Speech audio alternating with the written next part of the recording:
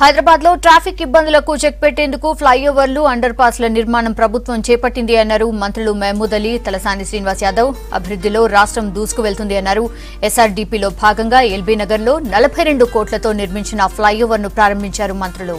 Mayor Bonthu Rammohan అధ్యక్షతన జరిగిన కార్యక్రమంలో డిప్యూటీ స్పీకర్ పద్మారావు, మంత్రి మల్లారెడ్డి, డిప్యూటీ మేయర్ బాబా ఫసీయుద్దీన్, కార్పొరేటర్లు పాల్గొన్నారు.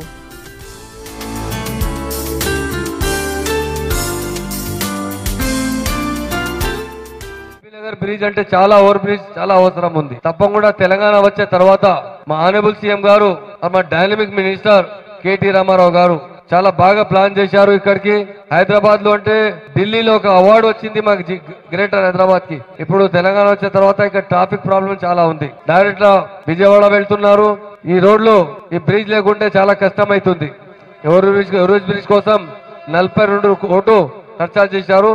ఇది 5వ బ్రిడ్జ్ ఉంది. ఇక్కడికి చాలా అండర్ గ్రౌండ్ బ్రిడ్జ్ కడుతున్నారు. తప్పకుండా ఇది చాలా జిహెచ్ఎంసీ ద్వారా మా మేయర్ గారు, కమిషనర్ గారు చాలా శుభాకాంక్షలు చెప్తున్నారు.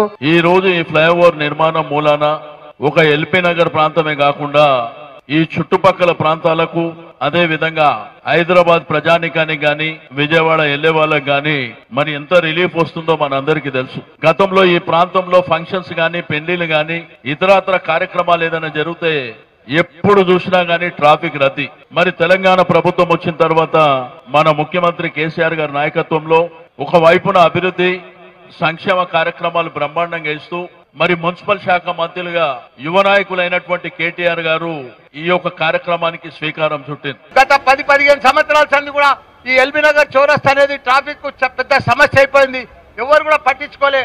మన టీఆర్ఎస్ ప్రభుత్వం గత 4.5 సంవత్సరాలలో 4 ఫ్లైఓవర్లు, ఒక అండర్ పాస్ ఇదంతా కూడా చేయడం, అభివృద్ధి చేయడం. ఎల్బీ నగర్ లో పెద్ద ఎత్తున 1600-1700 కోట్లతోటి లాస్ట్ 4.5 years లో సిసి రోడ్లు కానీ, డ్రైనేజ్ కానీ, మంచినీళ్ళకు కానీ, ఈ ఫ్లైఓవర్స్ కానీ అన్ని రకాల కూడా అభివృద్ధి చేసిన ఘనత మన సీఎం పెద్దలు కేసీఆర్ గారు. అదే మాదిరిగా మన మున్సిపల్ శాఖ మంత్రివర్గీయులు, మాజీ మంత్రివర్గీయులు మన కేటీఆర్ గారు పెద్ద ఎత్తున ఎల్బీ నగర్ ను పట్టించుకొని చాలా పెద్ద ఎత్తున డెవలప్ చేసినాం. ఏది ఏమైనా మన తెలంగాణ చూస్తే భారతదేశంలోనే నంబర్ 1 తెలంగాణ రాష్ట్రంగా మన సీఎం కేసీఆర్ గారు